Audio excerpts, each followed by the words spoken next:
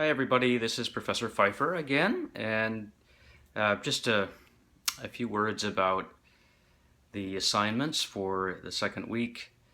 Also, as I'm sure you've noticed, I've been grading your initial assignments. Um, as some of you have discovered, make sure that you actually upload a file.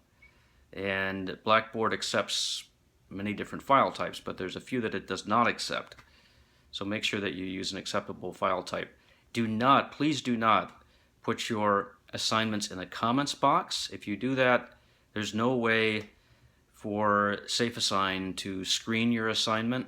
Okay, so that doesn't work. So we do need you to actually upload a file, or you can use the text submission feature. Okay, this coming week, September 6th and 8th, we have the second part of the reconstruction film.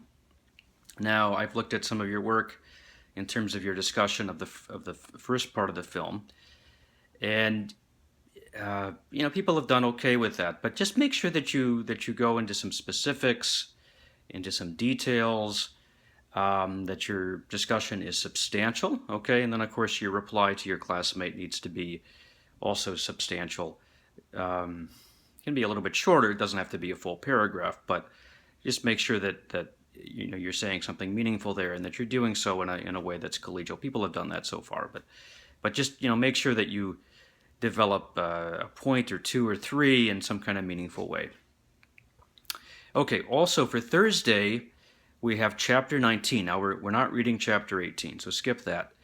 But then we're going right into chapter 19. Now this gets into what's called the Gilded Age, which is kind of this term or this phrase that developed actually around the time that we're considering, which is the late 19th century. So roughly end of the Reconstruction period, late 1870s through about 1900 or so. And Mark Twain, the writer, actually coined this phrase, and it's a kind of a sarcastic phrase.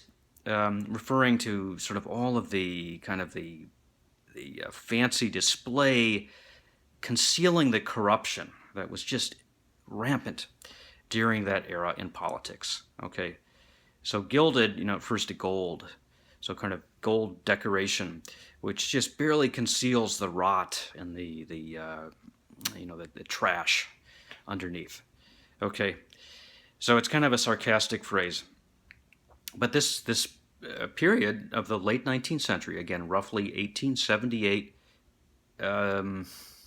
77 or 78 through 1900, it saw a lot of important economic development. So particularly corporations were getting a lot of power, particularly the railroads in the Midwest and in the West, but really throughout the country, and other corporations as well were really starting to acquire a lot of power in the economy. And so there's sort of a reaction against that, a sense that the corporations were getting too powerful. Of course, we still see this today, some version of this, and we saw this certainly with the primary election season.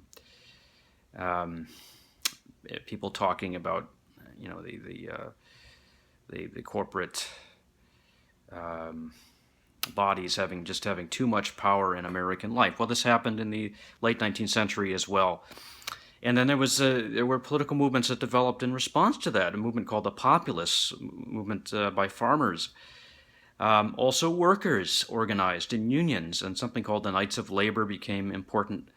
Also, the AFL, the American Federation of Labor, had a more conservative stance in terms of organizing, but they were also quite important. Okay, so think about that. How's the economy changing? How are workers, how are farmers organizing in response to that? Also, think about the cities. Cities were growing increasingly important in American life during these years, and the conditions that people were living in were quite poor. Immigration, very, very important, particularly from Southern and Eastern Europe. Also, the beginnings of a